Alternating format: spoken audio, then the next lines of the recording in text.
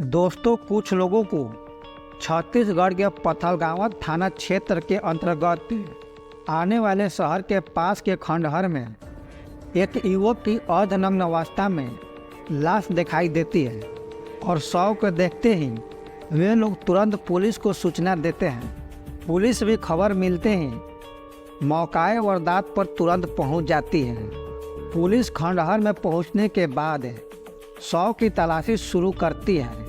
फिर कुछ देर बाद डॉग स्क्वाड बुलाकर कुछ सबूत जुटाने की भी कोशिश की जाती है, मगर इसके बाद भी पुलिस के हाथ कुछ सबूत नहीं लगता है।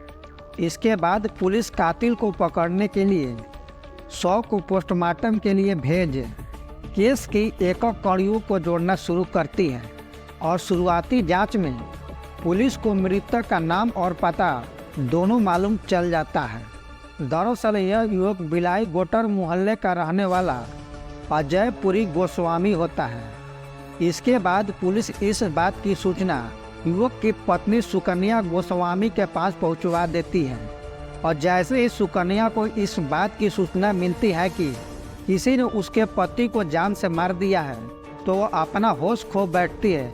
वो दहाड़े मार मार कर रोना शुरू कर देती है। पड़ोसी महिलाएं उसे संभालने की कोशिश भी करती हैं, मगर वह लगातार रोते जा रही थी। उधर पुलिस अपनी छानबीन जारी रखती है और पड़ताल में पुलिस को यह मालूम चलता है कि अजय बहुत ज़्यादा शराब पिया करता था। उसने अपने शराब के खर्चों को पूरा करने के लिए कई लोगों से पैसे भी उधार ले रखे थे।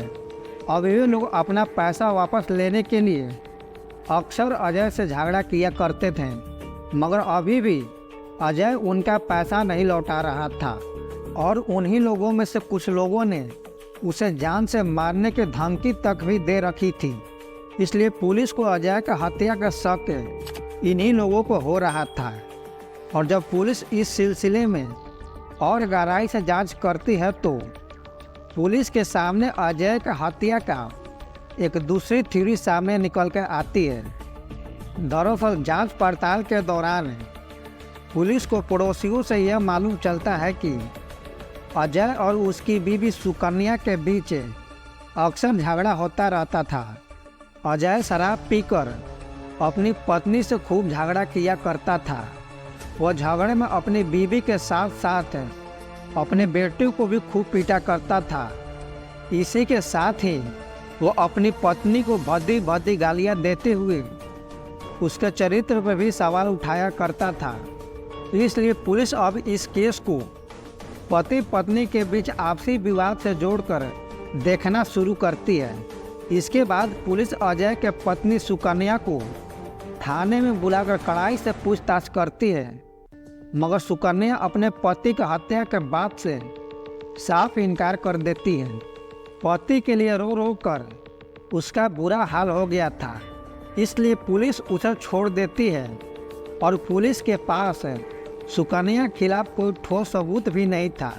इसके बाद पुलिस कातिल को पकड़ने के लिए डॉग स्क्वाड की मदद लेती है। सबसे पहले पुलिस कुत्ते को अजय के शव के पास ले जाती है और शव को सूंघने के बाद कुत्ता सीधे अजय के घर चला जाता है, जहां वह अजय का पत्नी सुकन्या के पास जाकर जोर जोर से भौंकने लगता है।